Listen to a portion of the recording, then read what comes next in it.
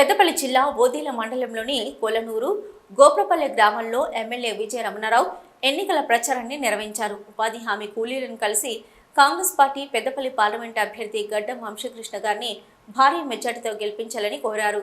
తెలంగాణ ఇచ్చిన తల్లి సోనియా గాంధీ ప్రవేశపెట్టిన 5 న్యాయ గ్యారెంటీలను వివరించారు. ఈ సందర్భంగా విజయ రమణారావు మాట్లాడుతూ కేంద్రంలో కాంగ్రెస్ ప్రభుత్వం అధికారంలోకి రాగానే ఏకకాలంలో రైతులకు 2 లక్షల రుణమాఫీ చేస్తామని పునరుద్ఘాటించారు. అదేవిధంగా వర్షాకాలం పంట నుంచి 500 రూపాయల బోనస్ చెల్లిస్తామన్నారు. స్వామినాథన్ కమిటీ రిపోర్టు ఆధారంగా ప్రతి పంటకు మద్దతు ధరతో పాటు చట్టబద్ధత కల్పిస్తామన్నారు. కాంగ్రెస్ పార్టీ ఆదరించి చేతి గుర్తుకు ఓటేసినటువంటి గోపల్పల్లి గ్రామ ప్రజలందరికీ కూడా ధన్యవాదాలు, కృతజ్ఞతలు తెలియజేసుకుంటా ఉన్నాం. అదేవిధంగా మళ్ళీ పార్లమెంట్ ఎన్నికలలో కూడా మీ అందరి మద్దతు ఉండాలి.